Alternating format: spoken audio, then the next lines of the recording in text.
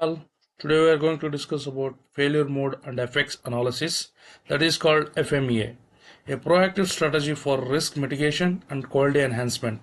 A clean professional layout showing a conceptual flowchart moving from risk identification to optimization. Learning objectives. Understand core definitions. Define failure modes, effects and causes. Identify FMEA types. Differentiate between design and process. Master risk scoring. Learn to calculate and analyze risk priority numbers. Execute step by step. Walk through the standard 8-step FMEA life cycle. Drive corrective actions. Implement preventative, continuous improvement. What is FMEA? Proactive methodology, a structured approach to identify potential failure points before they occur. Failure mode, the specific manner or way in which a product or process can fail. Effects analysis, studying the consequences, impacts or results of those specific failures. Team-centric, best executed by a cross-functional group pooling diverse technique expertise. Why use FMEA? The benefits.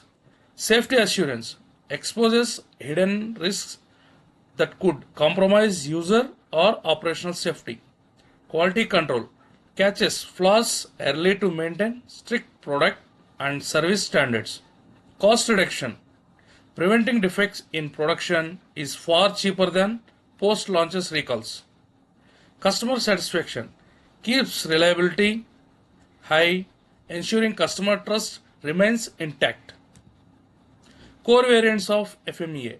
Design FMEA focuses strictly on product architecture and components. Analyzes potential design deficiencies that reduce product life. Process FMEA focuses directly on manufacturing, assembly, or service transactions. Analyzes processing errors, tool wear, and operator compliance. The 8-step FMEA execution process.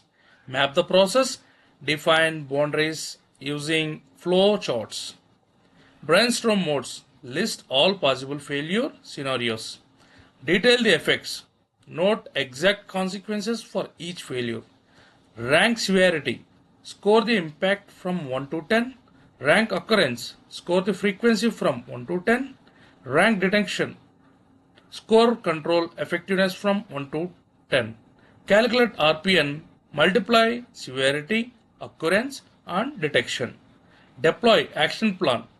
Assign owners to address high RPN risks. Demystifying the risk scoring matrix. Severity scale 1 to 10. 1 is unnoticeable, 10 is catastrophic, hazardous without warning. Occurrence scale 1 to 10. 1 is highly unlikely, 10 is near certain, inevitable failure. Detection scale 1 to 10. 1 is most certain detection, 10 is absolutely undetectable. Calculating the RPN priority number, that's called risk priority number. The formula RPN, severity, occurrence and detection. Score range, the total values span mathematically between 1 and 1000. Action threshold, any item exceeding an agreed internal limit, commonly 100 plus, requires immediate action.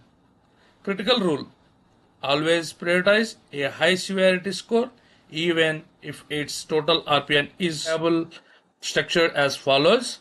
FMEA considering process steps, potential failure mode, potential effect, severity, potential cause, occurrence, current controls, detection, RPN, action recommended.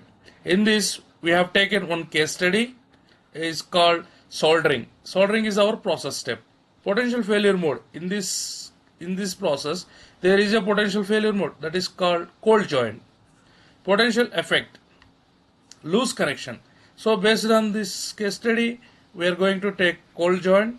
Potential failure mode means it will be impact the soldering as a loose joint. So on this case, severity is 7. Potential cause, low iron temperature.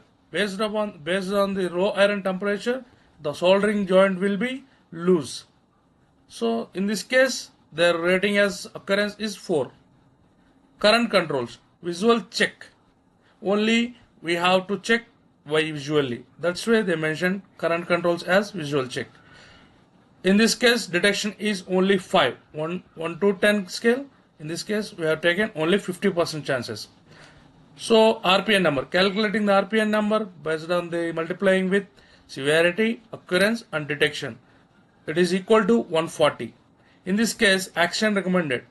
Install temperature sensor. Temperature is very sensitive in this case. That's why we recommended to install a temperature sensor.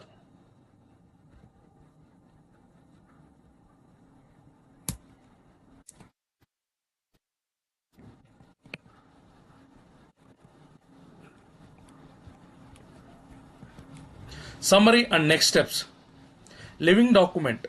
Update FMEAs constantly as design or processes evolve. Risk-driven focus. Use ratings to focus engineering resources where needed most. Continuous improvement. Rescore your RPNs after running action items to verify risk drop. Thank you.